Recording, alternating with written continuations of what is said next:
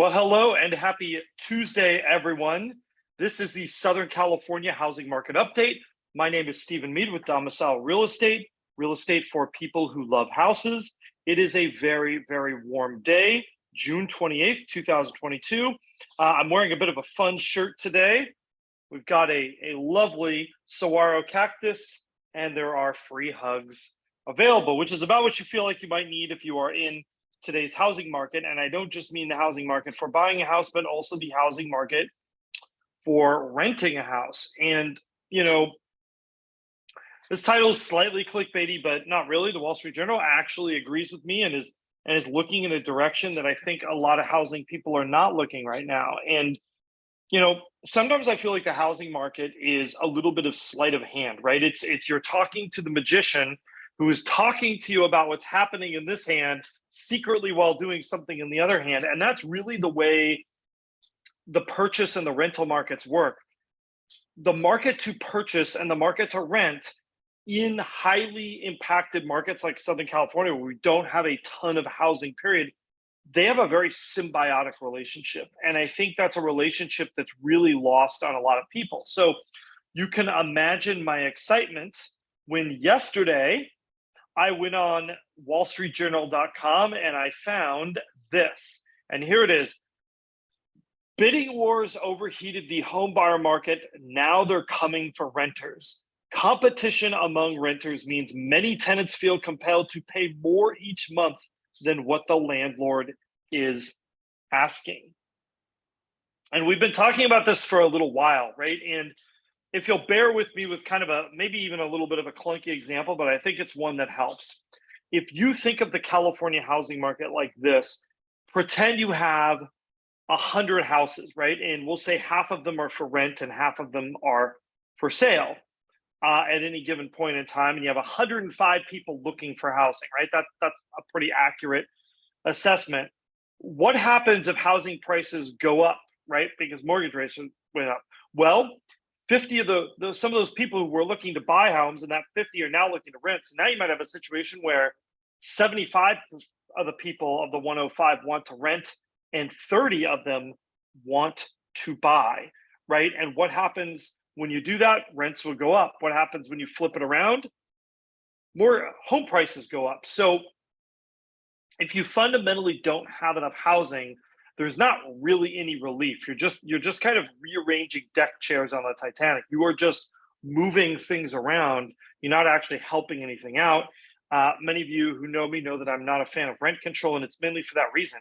If you have a shortage of housing, rent control does not make more housing. It doesn't fundamentally solve any problem. All it does is changes around who gets the housing, right? It doesn't actually make any more housing or solve your housing problems. So let's jump into the stats because we've got some important things to talk about and to consider that we're seeing here. So let's go back to our beginning. So the good news, right? If you're a home buyer, the good news is this: there is more inventory now than we have ever had, right? In recent history, at least. I'd say we're still probably at an average level of inventory overall, but versus the last 2 years, we are at a high level of inventory, right? With right around 11,000 units total are active, up to $2 million. That's actually pretty good. At our peak last year, we were only at about 8,500. So as you can see, I mean, that's a very healthy 25, 30% improvement in inventory over last year. Great news if you're a buyer, you have a lot more to pick from. Now, if we look at our new listings, this is interesting, right? Our new listings hitting the market, this number, both in our pricing categories, we're about equal, maybe a little bit better with where we were on our 1 to 2 million, but we are way down, 25% almost down on our under 1 million. So we are underperforming on new listings hitting the market. And why is that, right? Well, rates are a big reason. If you're a move-up buyer and you have a mortgage at 3%, how likely are you to trade that 3% mortgage and get a new home with a 5.5% mortgage? Well, you're not, that's going to dampen a lot of that movement. So unsurprising, we are seeing the new listings go down significantly. I also think as word gets out that homes are not selling super quickly, that will probably further reduce new listings hitting the market. The question is, Will it reduce it enough to counteract supply? So here is our new escrows, right? At this point last year, we were around 4,000 new escrows every 14 days in LA and Orange counties. Where are we right now? We are right about at just under 3,000. So we've really seen a drop in that of, like I said, about 25% of those new escrows. So we haven't dropped nearly that much on the new listings, which is why inventory is going up. But do understand that inventory is in fact reacting. It's just not reacting as fast or as much as our drop in buyer demand. If we look at our absorption rates, I think this really tells you what's happening. And if you look at these numbers, right, these are squarely in balanced market or maybe even a slightly buyer leveraged market or buyer's market, if you will. So I'm going to go off here for just a second. So the real question is going to be, in my mind, is I'm looking to see what happens in the next few months, because one of two things are going to happen. Either some of these homes that are starting to add to inventory, either these homes are going to start pulling off the market, right? Like either sellers are going to give up and say, it's not my time to sell, or these people are going to reduce their price until they sell.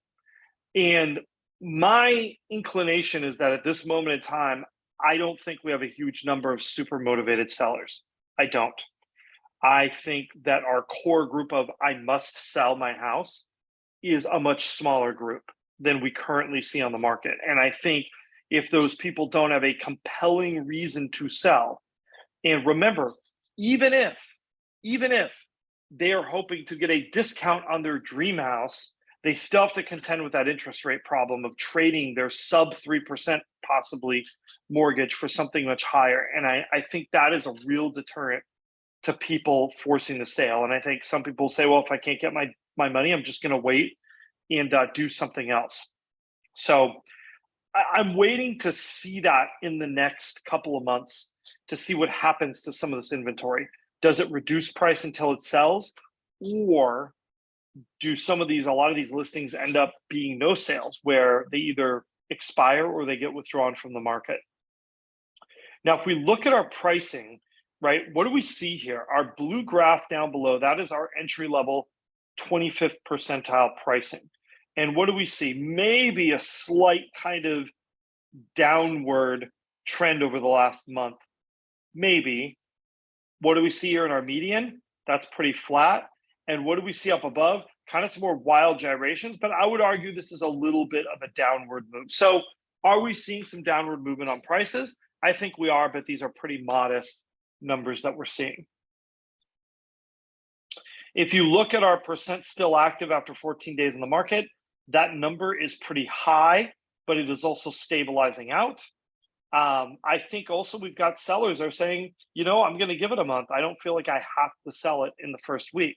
I think a lot of agents are doing a good job of conditioning their sellers that, a market where every house sells within 7 days is not normal. That's not a normal market.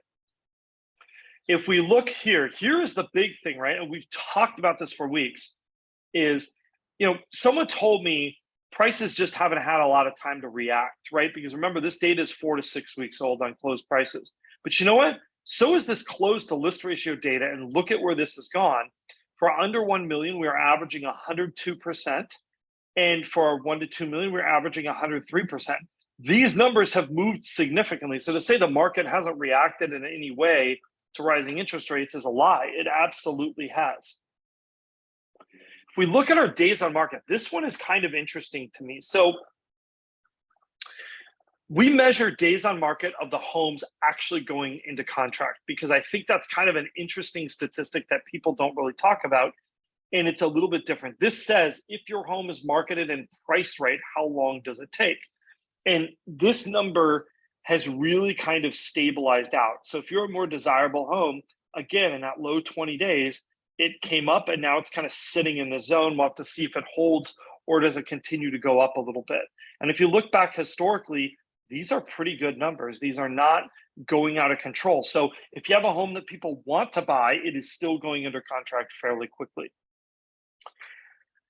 And I'm gonna go off and talk about this a little bit. So I started this off by saying the Wall Street Journal finally agrees with me, and they're kind of looking in this direction of what is happening on the rental market. And to me, this is the most important thing because we have a limited amount of housing, right? Like there are X number of housing units in California, and we are not building them fast enough, really. We need a certain number of housing units that is more than the amount we have. So we do not have enough housing units. Like this is math, this is a fact. So if you find that the housing market lightens up, those would-be buyers didn't just suddenly disappear. Like they don't just suddenly not need a place to live. They still need a place to live, and they are now going to the rental market.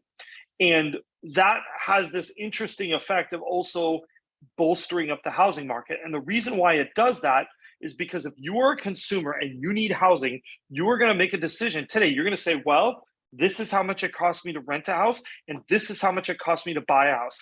This is where rents have gone, and this is where our mortgage payments have gone. And you're going to look at that relationship between those two, and you're going to make a decision. Is that a little short-sighted in the long? I think it is, but that is how most consumers make decisions. So back to our three-way graph here. And on our three-way graph, we can see the red line is our CPI index, which is exactly as reported. You'll notice we don't have data here because it comes out around the 12th, 13th of the month for the preceding month. So we do not have June data yet for that. The yellow line indicates our rent and what has happened to rents on single family homes in LA and Orange counties. It's a median number. And then our payment index, which is the payment on a median priced single family home. So if we take a look at this, we go back to June 2018, we started these off all at the same point. So we indexed it to June to see how do these change over time. And look at what happens. Wow, all through 2021, look at how similar these numbers are. Look, the payment index goes up, the rents start to go up. And then we got to 2022, and look what happened to that payment index. This is mortgage rates rising. Now, the rental market looked like it wasn't going to react, but it was just delayed, right? And that gap started to close. And look at where we are now. So I want people to understand something.